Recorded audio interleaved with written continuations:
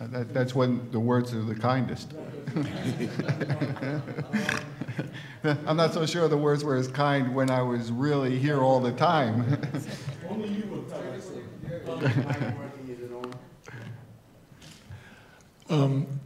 I'm concerned about the involvement of the economic development agencies and the prison closure plan, this $100 million that has been committed to communities that have a prison that's being closed.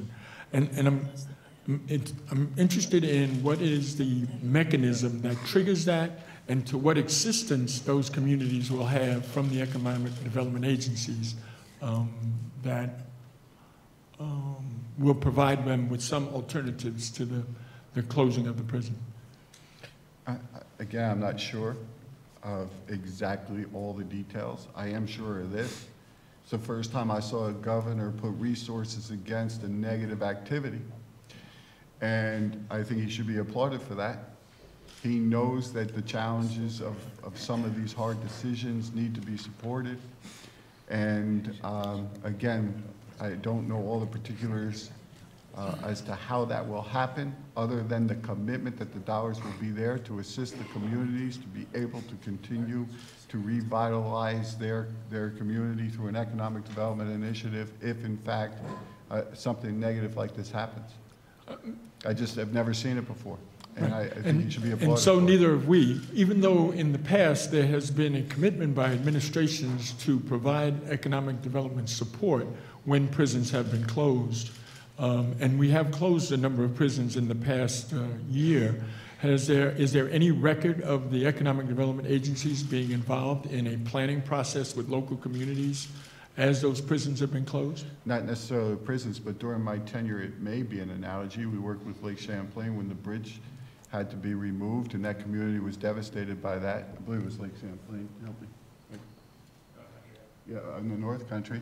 And dollars and resources were allocated to be able to help those surrounding businesses and to try to mitigate some of the hardship that was incurred. So it's not unusual. However, that was a reaction. Here, the governor is being proactive in saying up front, if this happens in your community, it'll be there. In the other case, it was reactive. It actually happened, and we had to react to it. So I think you're seeing a difference here of proactivity versus reactivity.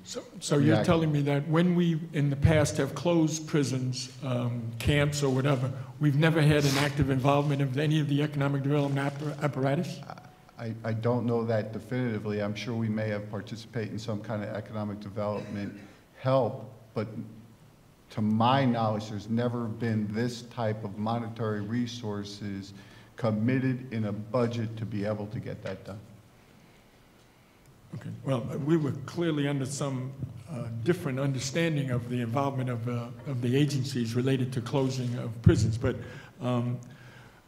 it's a little bit disheartening that we have no details now, since we're going to have to approve a plan or to reduce budgets and to allocate resources without knowing how that process is going to work. And that is a bit disturbing, given our need to make judgment about whether or not this is a good plan. Is there an anticipated time when we will understand that before April 1? I don't know the answer to that question. Who would know?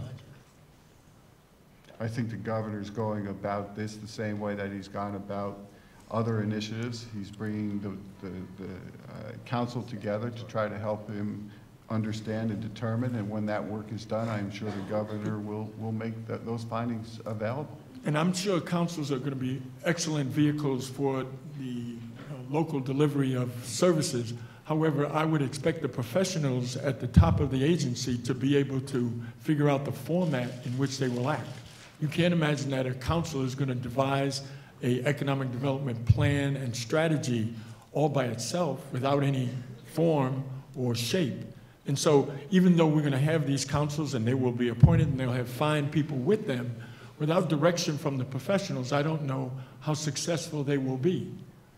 Having been involved in economic development in my life as a director of economic development in Queens, we wouldn't have anticipated that you would create that kind of entity without structure in order to give it guidance and support and resource. So I'm a bit puzzled that we would have this kind of amorphous plan without the use of the professionals at the top of the agency to put together the framework that it operates under. Understood. Thank you.